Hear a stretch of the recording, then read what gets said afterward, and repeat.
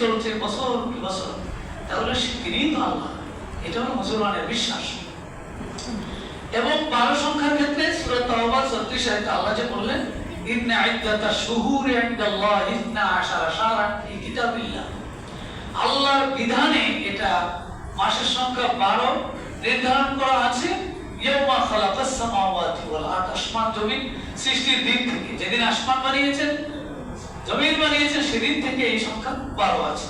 মিনহা আরবাতুন হুরুম, এই 12-র মধ্যে আল্লাহ বলতেছেন 4টি হলো হুরুম, সম্মানিত মাস। এই 12টা মাসের আলাদা আলাদা বৈশিষ্ট্য আছে, কিন্তু এর মধ্যে 4টা মাসকে আল্লাহ আলাদা করেছেন। এই 4টা মাসকে তিনি সম্মানিত মর্যাদাপূর্ণ মাস হিসেবে আখ্যায়িত করেছেন। এখন এই 12 মাসের মধ্যে 4 মাস, এই 12 মাসের নাম কি আমাদের জানা আছে না নাই? মুসলমানের আরবি মাস মুহররম দিয়ে তো শুরু হলো, মুহররম, সফর, রবিউল আউয়াল, রবিউল সানি, জুমাদাল উলা, জুমাদাল সানি, রজব, শাবান, রমাদান, শাওয়াল। সাইরা দিলাম আর কি, দেখি না মুসলমান পারে। হ্যাঁ, জিলহজ, মাশাআল্লাহ মুখস্থ আছে। বাংলা বৈশাখ, জ্যৈষ্ঠ, আষাঢ়, শ্রাবণ, কার্তিক, ভাদ্র, আশ্বিন, কার্তিক, অগ্রহায়ণ, পৌষ, মাঘ, ফাল্গুন, চৈত্র। ইংরেজি বলা লাগবে না, কারণ ইংরেজি ছোট বাচ্চা এও পারে। আগে ওরা ইংরেজি মাস শিখায়, সপ্তাহ শিখায়। আরবির নাম গন্ধও নাই, মাস্টার ডিগ্রি পাস করে বাইরে হয়, তাও আরবি মাস যে কিছু আছে দুনিয়ায় মুসলমানের সন্তান জানে না। এই জন্য আরবিটাও শিখাবে বাচ্চাদের, ইংরেজির পাশাপাশি আরবি মাসও শিখাবে। আল্লাহ যেহেতু বলেছেন মাসের সংখ্যা 12, এবং সেই 12টা মাসের মধ্যে আল্লাহ বলেছেন 4টি মাস হলো সম্মানিত। এই 4টি মাসের নাম আয়াতে নাই, রাসূল হাদিসে বলেছেন। বুখারী 3197 নম্বর হাদিসে আল্লাহ রাসূল বলেন আয-জামানু কাদ ইস্তাদারা, আল্লাহ রাসূল বলেন যে কাল বা সময় ঘুরছে ঘুরছে পৃথিবী সৃষ্টির শুরু থেকে কাহাইয়াতিহি ইয়াওমা খালাকাল্লাহুস সামাওয়াতি ওয়াল আরদ, আল্লাহ যেদিন আকাশ জমিন সৃষ্টি করেছেন সেই দিন থেকেই কাল পরস্পর আবহমান কাল ধরে চলছে। এটা কোনো থামে নাই, কেউ থামাতে পারেনি, তার শক্তিও নাই। এটা সাখখারা শামসা ওয়াল কামার, আল্লাহর কোরআন বলছে সূর্যকে চন্দ্রকে আল্লাহ নিয়ন্ত্রণ করেন। এটা আল্লাহ নিয়ন্ত্রণে আছে, এই জন্য কালও সেভাবে চলছে পৃথিবী সৃষ্টির সূচনা থেকে। as-sanatu 12 শাহরান, রাসূল বলেন বছর হলো 12টি মাস। 12টি মাসে এক বছর। মিনহা আরবাতুন হুরুম, এই 12-র মধ্যে 4টি হলো সম্মানিত। কি কি? সালাসাতুম মুতাওয়ালিয়াত, এই 4টির মধ্যে 3টি ধারাবাহিক ভাবে আছে, পর্যায়ক্রমে আছে। যুলকায়দা, যুলহিজ্জা ওয়াল মুহররম। এই মুহররমের আগের মাস ছিল যুলহিজ্জা, এর আগের মাস ছিল যুলকায়দা। তাহলে এই 3টা ধারাবাহিক ভাবে আছে। ও রজব মুদার, আরেকটি মাস হলো রজব। এই রজবটাকে রাসূল রজবে মুদার বলেছেন। মুদার গোত্রের রজব, মুদার গোত্রের রজব বলার একটা কারণ আছে। মুদার গোত্র ছিল আরবি, তারা রাসূলের কাছে ওই সময় আসতে পারত, সেফ থাকতো, নিরাপদ থাকতো। তাদের সৌজন্যে আল্লাহ রাসূল এই মাসটার নাম দিয়েছেন রজবে মুদার। আল্লাযী বাইনা জুমাদা ও শাবান, যে রজবটা হলো শাবান এবং জুমাদা এর মাঝখানের মাসটা হলো রজব। অর্থাৎ রমজান মাসের আগে তো শাবান মাস, তা শাবান মাসের আগে হলো রজব মাস। তাহলে শাবানের মাঝখানে, এদিকে জুমাদার পরে শাবান, রজব মাস, এটা রাসূল ক্লিয়ার করেছেন। তাহলে 4টা হারাম মাস হলো, আমরা ধরতে পারি জিলকাদ, জিলহজ, মুহররম, 3টা একসাথে, আরেকটা হলো রজব। এই 4টা হারাম মাস সম্মানিত মাস, এবং এই প্রত্যেকটি মাসেরই আলাদা গুরুত্ব আছে। বিশেষ করে এই 4টা মাসে আল্লাহ বলছেন ফালা তাযলিমু ফীহিন্না আনফুসাকুম, তোমরা এই মাসগুলোতে নিজেদের উপরে পরস্পর জুলুম করো না, অবিচার করো না, নিজেদের উপরে জুলুম করো না। আর ওয়াকাতিলুল মুশরিকিনা কাফাতান, মুশরিকদেরকে সমবেত ভাবে মুশরিকদের সাথে লড়াই করো, কামা ইউকাতিলুনাকুম কাফা, যেমন মুশরিকরা তোমাদের সাথে সমবেতভাবে লড়াই করে। ওয়া'লামু আন্নাল্লাহা মা'আল মুত্তাকিন, তবে জেনে রাখো আল্লাহ তাআলা মুত্তাকিদের সাথে আছেন। সুবহানাল্লাহ। মুত্তাকিদের সাহায্য সহায়তা আল্লাহ করেন। যদি বান্দা মুত্তাকি হতে পারে, মুত্তাকি হলে আল্লাহ সাহায্য করবেন, এটা আল্লাহর ওয়াদা। ওয়ালা ইন তাসবিরু ওয়া তাত্তাকু ওয়া ইয়াতিকুম মিন ফাওরিকুম হাযা ইউমদিদকুম রাব্বুকুম বিখামসাতি আলাফিন মিনাল মালাইকাতি মুসাব্বিবিন। কোরআন শরীফে আল্লাহ বলেন, যদি তারা আমি আল্লাহকে ভয় করতে পারে, তাহলে আমি আকাশ থেকে 5000 সজ্জিত ফেরেশতা পাঠিয়ে দেব। সুবহানাল্লাহ। তাকওয়ার গুণ তৈরি হলে আল্লাহ সাহায্য ওই সময় বদরের সময় আসছে, এখন কি আসবে না? মন কি বলে? কত সার্বজনীন কিয়ামত পর্যন্ত এটা। আল্লাহ যেহেতু বলছেন যে বান্দা যদি আল্লাহকে ভয় করে ভয় করে চলার নীতি অবলম্বন করতে পারে, আজও এই সেই ফেরেশতা আসতে পারে, আসবে। আমরা এই বিশ্বাস পোষণ করি। আল্লাহ তাআলা প্রতি পদে পদে মুত্তাকিদেরকে সাহায্য করুন বলে আমিন। সম্মানিত হাজির, এই মাসগুলো 12টা মাস আমরা সংক্ষেপে, যেমন মুহররম, মুহররম শব্দের অর্থ হলো সম্মানিত। মুহররম শব্দটি অর্থ সম্মানিত, যেহেতু এই মাসটি 12 মাসের মধ্যে সম্মানিত মাসের অন্তর্ভুক্ত, 4টি সম্মানিত মাসের অন্তর্ভুক্ত এবং প্রথম মাস, সেই জন্য এই মাসটির নাম মুহররম। সাফার, সাফার শব্দের অর্থ হলো খালি হওয়া। খালি হওয়া সাফারকে কেন বলা হয়? যে আগের মাস মুহররম সম্মানিত হওয়ার কারণে যুদ্ধ বিগ্রহ বন্ধ ছিল, আবার যখন সফর মাস আসলো তখন যুদ্ধ বিগ্রহ আবার শুরু হয়ে গেল, তখন বাসা বাড়িতে আর কোনো লোক থাকে না, সবাই যার যে যুদ্ধে চলে যায় আরবরা। এই জন্য ওই মাসটার নাম দেওয়া হয়েছে সাফার। এরপরে মাস রবিউল আউয়াল। রবি শব্দের অর্থ হলো বসন্তকাল, আর আউয়াল মানে প্রথম, প্রথম বসন্ত। অর্থাৎ এই মাসে বসন্তকাল শুরু হয়। আমাদের দেশে বসন্তকাল কোন মাস? বৈশাখ তো বসন্ত না, হ্যাঁ, ফাল্গুন, ফাল্গুন চৈত্র। ফাল্গুন চৈত্রকে বসন্তকাল বলা হয়। 6টা ঋতু না? গ্রীষ্ম, বর্ষা, শরৎ, হেমন্ত, শীত, বসন্ত। এখন কিছু চেঞ্জ হয় এই আপনার আবহাওয়ার কারণে, বায়ুমণ্ডলের সমস্যার কারণে কিছু চেঞ্জ হয়, কিন্তু অনেকটা ঠিক আছে। যেমন এখন আষাঢ় মাস, এখন কিন্তু বর্ষাকাল। বর্ষাকাল, তবে বর্ষাকালে যে পরিমাণ বৃষ্টি হওয়ার কথা এখনো সেটা পুরোপুরি শুরু হয়নি। তো আমাদের আরব দেশে রবিউল আউয়াল বলা হয়, যে মাসটা বসন্ত শুরু হলে ওই মাসের নাম হলো রবিউল আউয়াল। রবিউল সানি, রবিউল আখির, এই নামটা দুইটা নামই বলা হয়। শের বসন্ত, শের বসন্ত মানে হলো বসন্ত যখন শেষ হয়ে যায় তখন সেটাকে রবিউল সানি অথবা রবিউল আখির বলা হয়। জুমাদা আল উলা, জুমাদা জুমুদ শব্দ থেকে এসেছে আর কি। জুমুদ মানে হলো জমে যাওয়া, জমাটবদ্ধ হয়ে যাওয়া। সেই সময় শীত আসে প্রচুর, ওই শীত প্রচুর আসলে শীতের শুরু হয়, এই জন্য ওই নামটাকে তারা দিয়েছে জুমাদা আল উলা। শীত আসলে কিন্তু বরফ জমে যায়। আমাদের দেশে হয়তো এখনো সেভাবে শীত বরফ পড়ে না।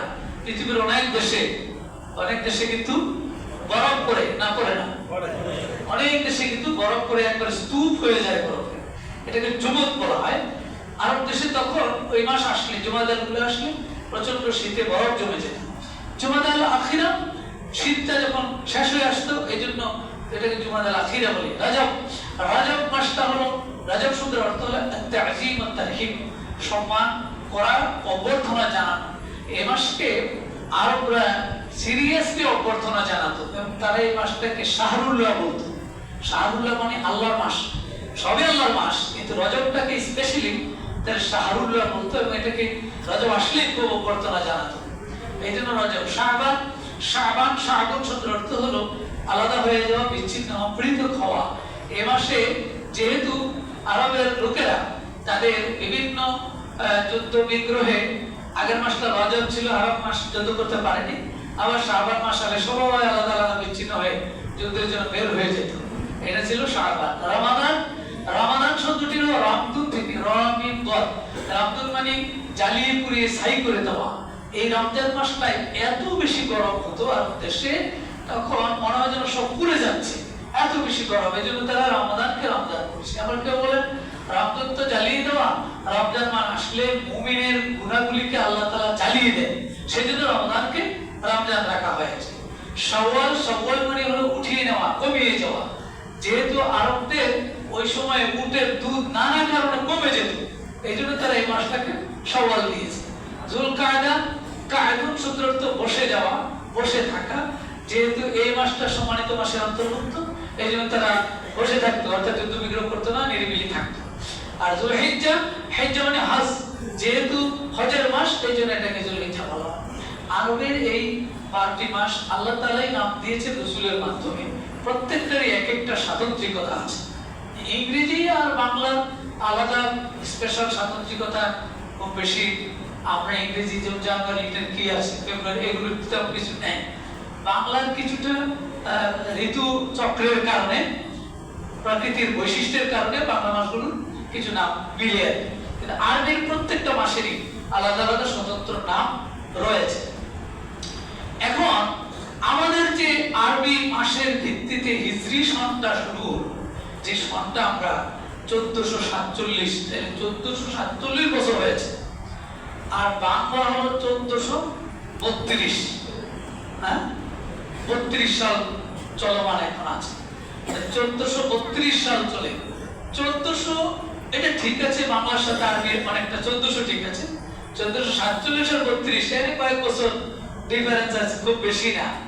তো আরবি যে এই হিজরি সনটা শুরু হলো, এটার একটা গুরুত্বপূর্ণ ইতিহাস আছে। মুসলমানদের এটা জানা উচিত, জানা প্রয়োজন, যে মুসলমান এবং কিভাবে কবে এই হিজরি সনটা শুরু হলো। বাংলাটা না জানলে আরবিটা জানা উচিত।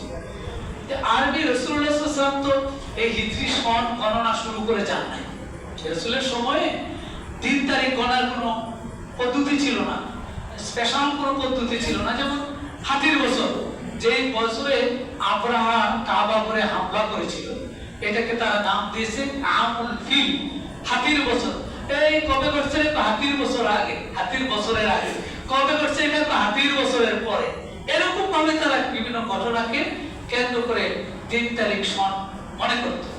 কিন্তু হযরত ওমর রাদিয়াল্লাহু তাআলা যখন খেলাফতে অধিষ্ঠিত হলেন, তখন হযরত ওমর রাদিয়াল্লাহু তাআলা হযরত আবু মুসা আশআরী রাদিয়াল্লাহু তাআলা কে কুফা, ইরাক এবং কুফার গভর্নর করে পাঠালেন।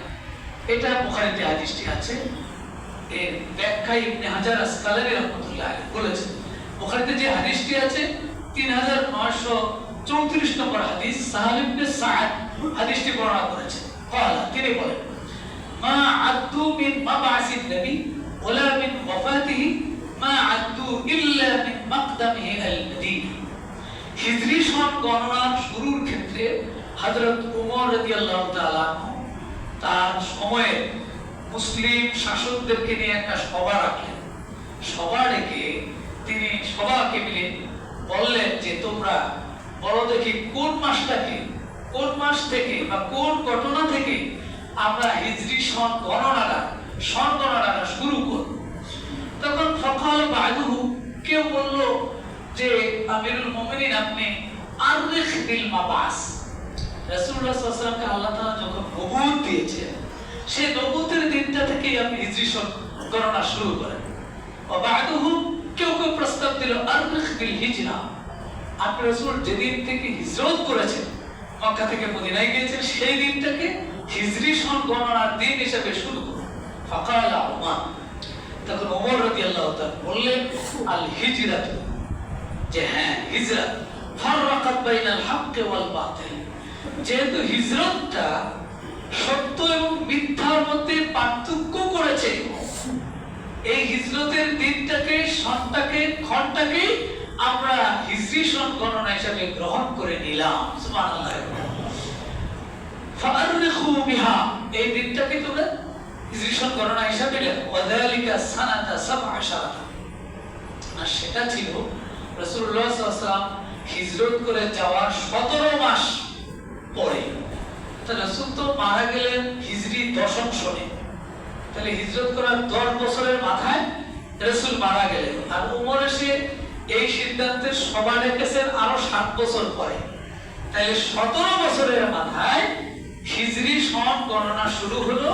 রাসূলুল্লাহর হিজরত থেকে নিয়ে ওই দিনটাকে গণনা হিসেবে ওমর সিদ্ধান্ত দিলেন। ফালাম্মা ইত্তাফাকু, যখন সবাই পরিষদের সবাই একমত হলেন, ক্বালা বা'দুহু, কেউ পরামর্শ দিলেন ইবদাউ বিরমাদান, রমজান মাস থেকে শুরু করেন।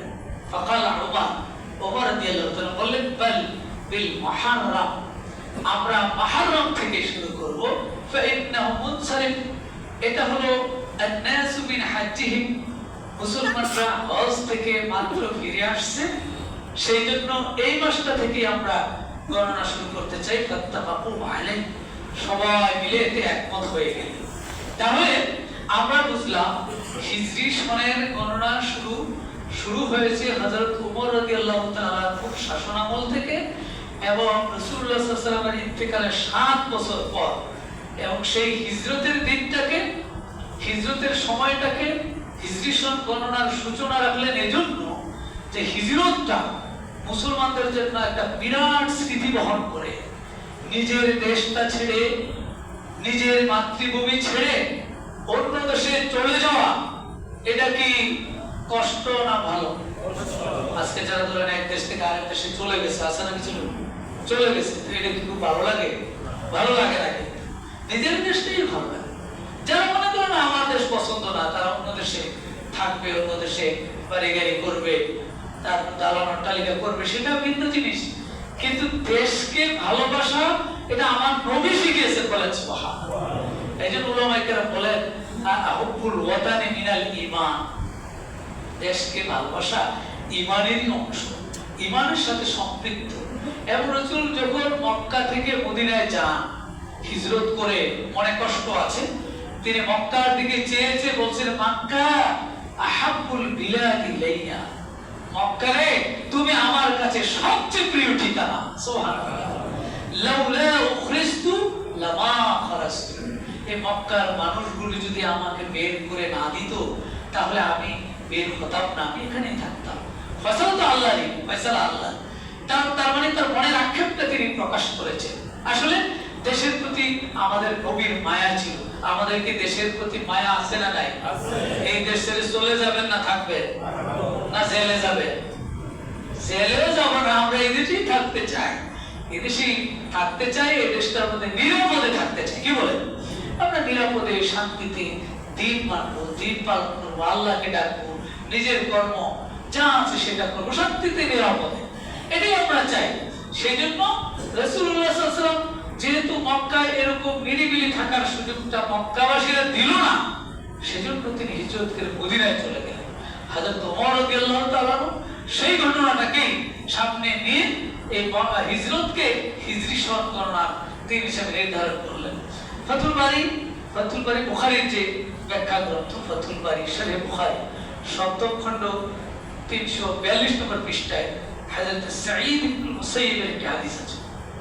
তিনি বলেন জামা উমর আন-নাস, হযরত ওমর রাদিয়াল্লাহু আনহু সবাইকে সমবেত করলেন হিজরি সন গণনার স্টার্টিং ব্যাপারে। ফাসআলাহুম আন আউয়াল ইয়াউমিন, তিনি জিজ্ঞাসা করলেন কোন দিন থেকে শুরু করা যায়? ইউকতাবু তারিখ লেখা আমরা কোন দিন থেকে শুরু করব? ফাকাল আলী রাদিয়াল্লাহু তাআলা, হযরত আলী রাদিয়াল্লাহু তাআলা একটা প্রস্তাব দিলেন, মিন ইয়াউমিন হাজারা রাসূলুল্লাহ সাল্লাল্লাহু আলাইহি ওয়াসাল্লাম ওয়া তারাকা আল-শিরক, সেদিন থেকে শুরু করা হোক যেদিন থেকে বিশ্বনবী তার পবিত্র ভূমি মক্কাটা ছেড়ে মদিনায় চলে গিয়েছিলেন, সেদিন থেকে শুরু করা হোক। ফাফআলাহু উমর, হযরত ওমর রাদিয়াল্লাহু তাআলা আলী রাদিয়াল্লাহু তাআলার প্রস্তাব গ্রহণ করে নিলেন, এবং সেদিন থেকেই তিনি হিজরি সন গণনা শুরু করেছেন। এটা বুখারীর হাদিসের ব্যাখ্যা ফাতুল বারীতে আছে। এখন আমরা এই হিজরি সন গণনাটা, হিজরি সনের সাথে মুসলমানদের একটা গভীর সম্পর্ক আছে, অনেক দিক থেকে গভীর সম্পর্ক আছে। যে হিজরি সন গণনা করি আমরা চাঁদ থেকে, আর চাঁদটা আল্লাহ তাআলার একটা বিরাট নিদর্শন। কোরআন বলছে ইয়াসআলুনাকা আনিল আহিল্লা কুল হিয়া মাওয়াকিতু লিন-নাস ওয়াল হজ, সূরা বাকারা 189 নম্বর আয়াতে মানুষ এসে রাসূলকে জিজ্ঞাসা করলো, হুজুর চাঁদটা, নতুন চাঁদ সম্পর্কে আমাদেরকে বলুন, চাঁদটা যখন নতুন ওঠে আমাদেরকে বলুন। তখন রাসূল জবাব দিলেন, শুনো এই চাঁদটা হলো মাওয়াকিতুল লিন্নাস ওয়াল হজ, মানুষের টাইম নির্ধারণের জন্য এই চাঁদটা, এবং হজের জন্য এই চাঁদটা। এই চাঁদের গুরুত্ব হলো যে এটা মানুষের টাইম নির্ধারণ করে। দেখবেন যখন চাঁদ ওঠে, ওয়াল কামারা কাদ্দারনাহু মানাজিলা হাত্তা আদা কাল উরজুনিল কদিম। কোন সূরা?